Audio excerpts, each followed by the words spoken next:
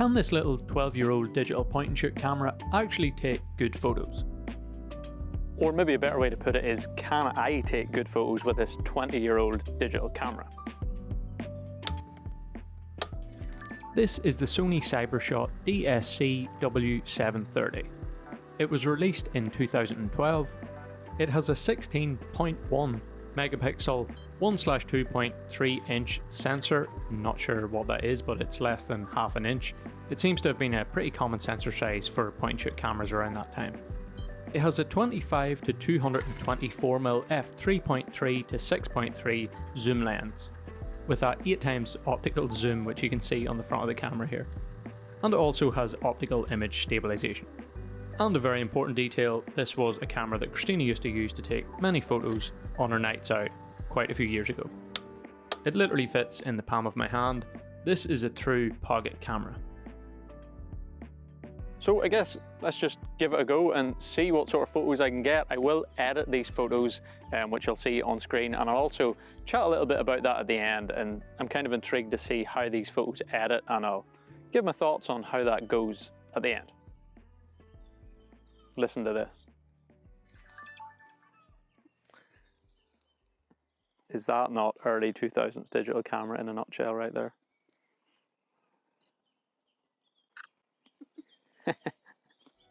Fun.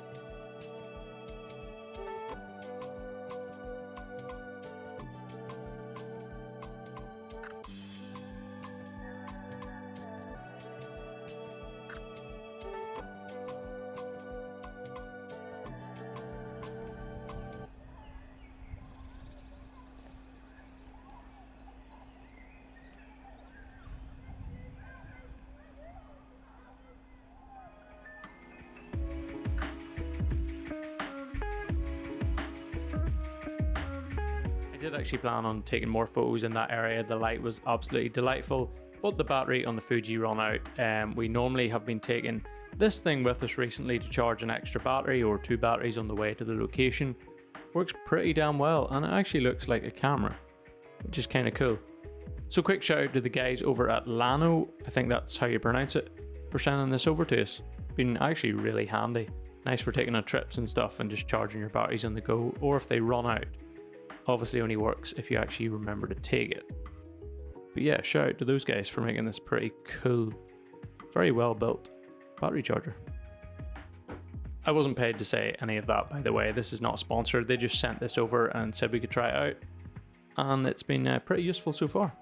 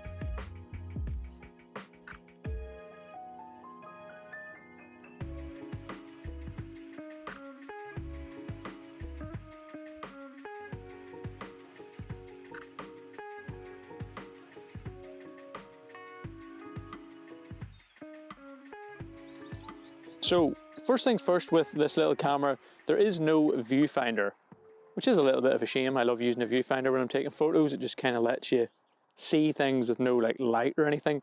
But obviously tiny little camera, and all the photos I'm taking, I'm just using the screen at the back here to take those photos. It's not the greatest screen. It's not the greatest for looking at the photos after you've took them, but I mean, it does the job, and it doesn't seem to reflect light too badly, which I suppose is good. There's actually also some modes in this thing which I didn't even think it would have. It has an intelligent auto mode, which I think does everything by itself. It then has a program auto mode, which is what I'm using, which allows you to pick certain settings, like the size of the image. I obviously have it set as the biggest 4:3, and you can pick your ISO, white balance, metering, single shooting, a few other things. So at least you have the choice of not just letting the camera choose everything, which might increase the ISO and all more than you would want. So yeah, trying out a few things, and we'll not know till I edit them and see how the thing does.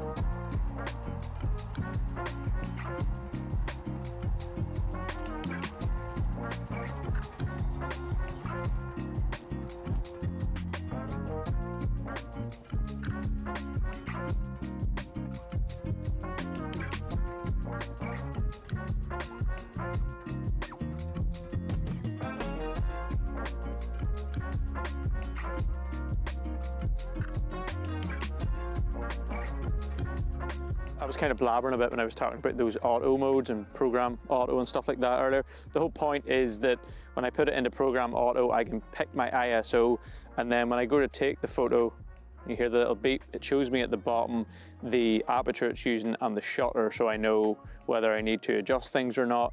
It tends to use f3.3 pretty much all the time. I think that's what it uses unless I zoom in a little bit. It's using a shutter of 30 seconds a lot.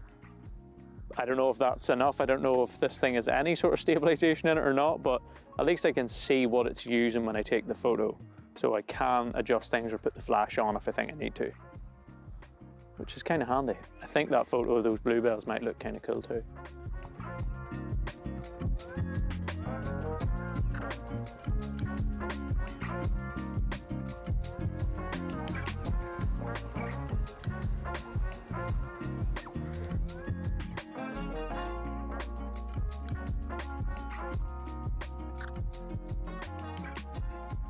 It is quite wide, this lens. I can't remember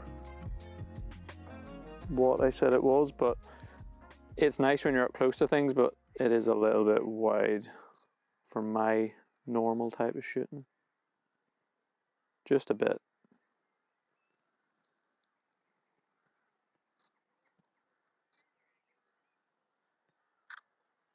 Cool. So just to explain the focal length situation a little bit more, when I was in Lightroom editing these photos, it actually says the focal length of these photos is 4.5 mil, I believe it was. And in full frame equivalent, that is around 24 mil, 24, 25. So let's just say 24, and then on APS-C, that would be 16 mil, which kind of explains why I thought it was too wide. Normally you see me using a 35 or more recently a 23 mil. So 16 mil on the Fuji, quite wide for me, and that is kind of the same as this little thing right here, which is 24 mil full frame equivalent. A little bit wide for me at times, but it also works at times too.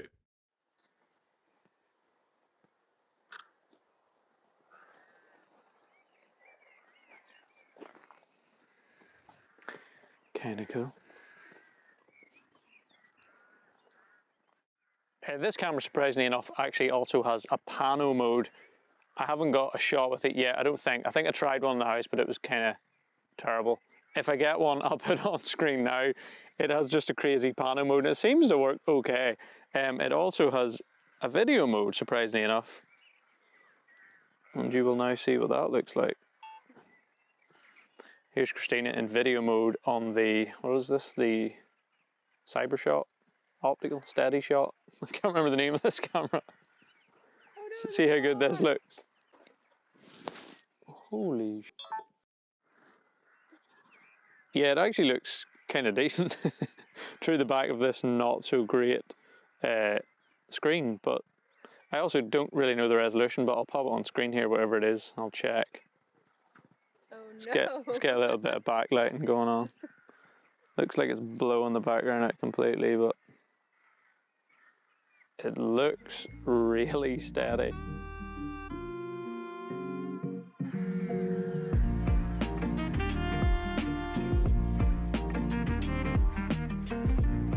So seeing as I just shot those little video clips there, I'll touch on the video side of this little camera, even though I don't think anybody really cares too much about video with this little thing. It's not really what it's for, but it does shoot 1280 by 720 video footage. It looked a lot better on the back of the screen, I think, than it did when I was rewatching the footage, as you would have seen there, of Christina. Very noisy, yeah, a lot noisier than I thought, probably a lot less sharp than it looked. Definitely on the back of the screen anyway, but it does kind of have that old sort of retro-y camcorder look to it, which I guess is kind of cool. But yeah, a lot more noise than I thought, and it wasn't really that dark at that point. We actually were at a concert there a couple of weeks ago, 21 Pilots. Very good live. And the video footage we shot on this thing at that concert actually looks a lot better than the daytime footage for whatever reason. It actually looks pretty good at night, but yeah. On to the photos though. How did the photos turn out? I actually really like how the photos turn out on this little thing, especially if you're taking like selfies or taking photos of people. The flash just works really well, and it's so small, just so handy to carry around on like nights out or something. Very nice that way, and I actually had fun taking some of those like more landscape style photos that I took in this one as well. The files on this were coming out at like around 6 to 7 megabytes, which isn't bad. And the actual size of the final photos that you get are, hold on to it, check, 3,456 pixels by 4,608, which is actually not bad either. A decent size of photos coming out of this little thing. As I said at the start, I was going to edit all the photos, and you would have seen the before and afters throughout the video. The photos actually edited pretty well, I think. I used our presets to edit all the photos, and I think they turned out pretty well, I must say. I wasn't sure what size the files or anything would be coming out of this thing, so I wasn't sure when I put the presets on if there would be like artifacts and banding, and it just couldn't deal with the adjustments, but it worked pretty well. The only thing you can't really do too much is increase the shadows a lot. It starts to add in a lot of noise, as you would kind of expect on a really small sensor like this. But you're able to increase them a lot more than I actually thought you would. The photos are actually decently sharp too, again sharper than I thought they would be from a little camera like this.